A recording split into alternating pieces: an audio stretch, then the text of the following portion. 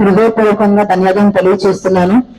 ఎందుకు అని అంటే ఒక యాక్టర్ గా ఉంటూ ఒక యాంకర్ గా ఉంటూ నేను మోసపోయాను అని తెలుసుకున్న తర్వాత నాకు ఫస్ట్ సపోర్ట్ గా వచ్చింది మీడియా వాళ్ళే. సో అందరికంటే ఫస్ట్ నాకు యాంకర్ పప్పు కాల్ చేశారు. మనం ఎంతవరకైనా ఫైట్ చేద్దాము, ఒక ఆడపిల్లవి నువ్వు, సో ఇన్ని ప్రోగ్రామ్స్ చేసి నువ్వు అమౌంట్ ఇచ్చావు, మరి ఇప్పుడు అమౌంట్ ఇవ్వలేదు అని చెప్పేసి కామ్ గా ఉంటే మాత్రం ఇది కరెక్ట్ కాదు కదా అని తను చెప్పినప్పుడు, యాక్చువల్ గా బిగ్ బాస్ అనేది మన అందరికీ ఒక చక్కటి ప్లాట్ఫామ్.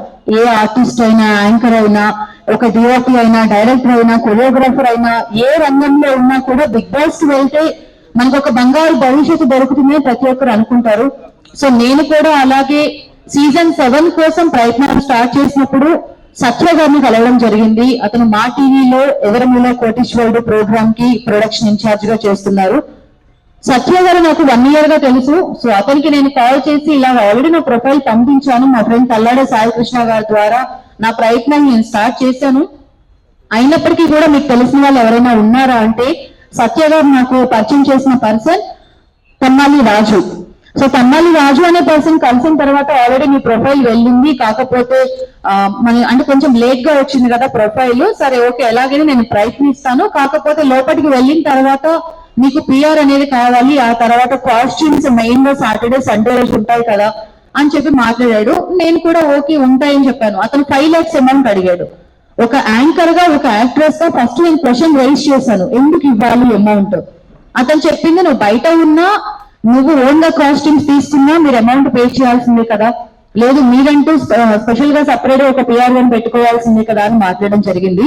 నేను అన్నాను ఓకే, తల్లార సాయి కృష్ణ గారు ఉన్నారు, నేను నమస్తే సేజీ అని మిస్టరీ మూవీకి హీరోయిన్ గా చేశాను, నాకంటూ పర్సనల్ గా నేను మాట్లాడుకుంటాను అంటే, అలా కుదరదమ్మా, నువ్వు ఒకవేళ బయట ఎవరినైనా మాట్లాడుకుంటే ఎవ్రీ ఫ్రైడే ఒక న్యూ మూవీ వస్తుంది, లేదు అంటే బయట ఏదైనా ఒక హాట్ టాపిక్ కానీ ఏదైనా ఒక సెన్సేషన్ న్యూస్ వచ్చినప్పుడు అతను నీ కోసం వర్క్ చేస్తాడా, బయటకు వెళ్ళి వర్క్ చేస్తాడని మాట్లాడాడు.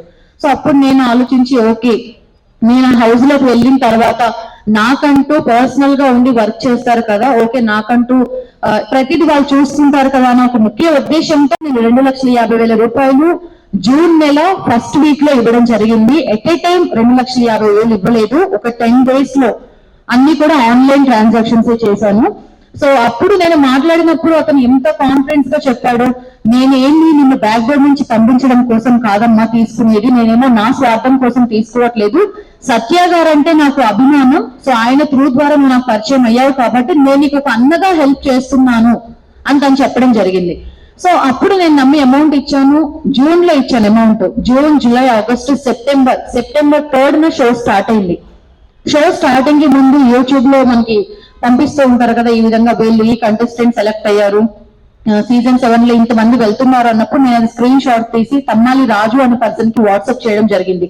ఏంటన్నయ్య నా ఫోటో రాలేదు అని తను చెప్పాడు, అదంతా ఫేక్, అసలు ఫస్ట్ నువ్వు యూట్యూబ్ వాళ్ళని ఛానల్ వాళ్ళని నమ్మడం ఆపేసాయి, నువ్వు ఏది చెప్పినా నేను చెప్పిందో నమ్ము. సో సెప్టెంబర్ 3rd కి కదా షో స్టార్ట్ అయ్యేది, రేపు వెళ్తావు అనంగా కూడా నువ్వు ఎవరికి చెప్పకూడదు, థర్డ్ పర్సన్ కి చెప్పడానికి అవకాశం లేదు, నువ్వు థర్డ్ పర్సన్ కి చెప్పి నువ్వు రిజెక్ట్ చేస్తారు అని చెప్పడం జరిగింది. సో నేను సెప్టెంబర్ 3rd వరకు వెయిట్ చేశాను. షో స్టార్ట్ అయ్యాక మళ్ళీ కాల్ చేశాను, అడిగాను ఏంటి మళ్ళీ నాకు కాల్ వస్తుంది అని చెప్పారు, రాలేదంటే వైల్డ్ కార్డ్ ఎంట్రీ. మళ్ళీ కాల్ చేసి అడిగితే సీజన్ 7 ఉల్టా పుల్టా, సో లాస్ట్ 1 month వరకు కూడా వెళ్ళే అవకాశం ఉంది అని. సో అక్టోబర్, నవంబర్ లో నేను గ్రహించాను అతను చీట్ చేశాడు, ఇంకా నన్ను పంపించినప్పుడు ఇంకా నా అమౌంట్ నాకు రిటర్న్ తిరిగిస్తే బాగుంటుంది కదా అని చెప్పేసి నేను అగ్రిమెంట్ నవంబర్ నెలలో రాపించడం జరిగింది. అమౌంట్ జూన్ లో ఇచ్చాను, అప్పుడేమి అమౌంట్ ఇవ్వలేదండి. సో నేను ఎప్పుడైతే మోసపోతున్నానని తెలిసిందో అప్పుడు అగ్రిమెంట్ తీసుకున్నాను, అండ్ చెక్ కూడా ఇచ్చాడు నాకు. అండ్ ఆ చెక్ ఇచ్చినప్పుడు తను ఆధార్ కార్డ్ ఫొటోస్ కానీ ఆ తర్వాత అగ్రిమెంట్ కానీ ఇవన్నీ ఇస్తూ, నేను అనే పర్సన్ ని మోసం చేసి వాడినైతే నేను నీకు ఇవన్నీ ఎందుకు ప్రూఫ్స్ ఇస్తానని నమ్మించాడు. సో డిసెంబర్ 20 వరకు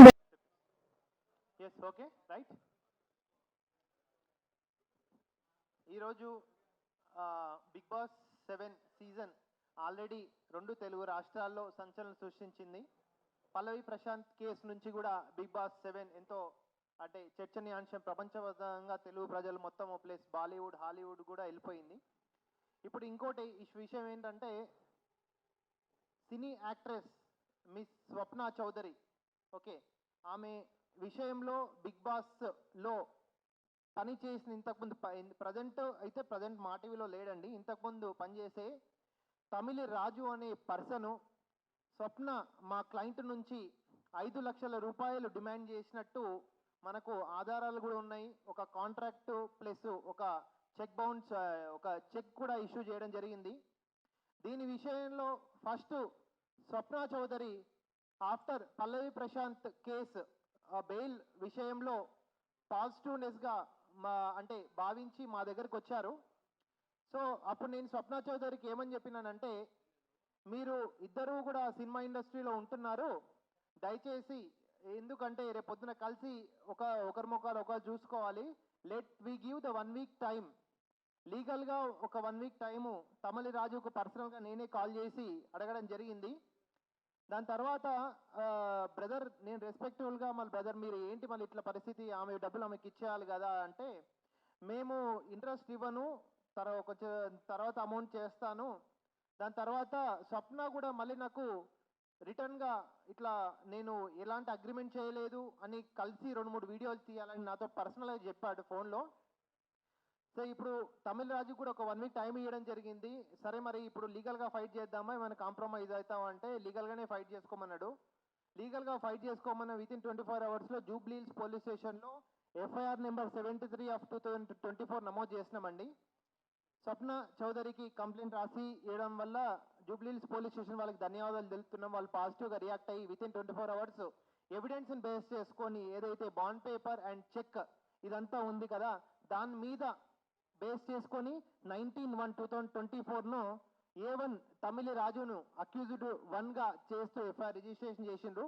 406/420 IPC 406 వచ్చేసి 3 years పనిషబుల్ అఫెన్స్, 420 వచ్చేసి 7 years పనిషబుల్ అఫెన్స్, దాని మీద రిజిస్ట్రేషన్ చేసిండ్రు. సో ఫర్దర్గా ఛార్జ్ షీట్ 161 స్టేట్మెంట్స్ ఏమైతే ఉన్నాయో అది ఇన్వెస్టిగేషన్ ఆఫీసర్ డిస్క్రిషనరీ పవర్ మీద ఆధారపడి ఉంటుంది. అసలు ఇది లీగల్గా ఇష్యూ ఏం జరిగింది, అసలు వాట్ హ్యాపెండ్ అనేది నెక్స్ట్ మన యాక్ట్రెస్ స్వప్న చౌదరి మీకు విన్నవిస్తారు.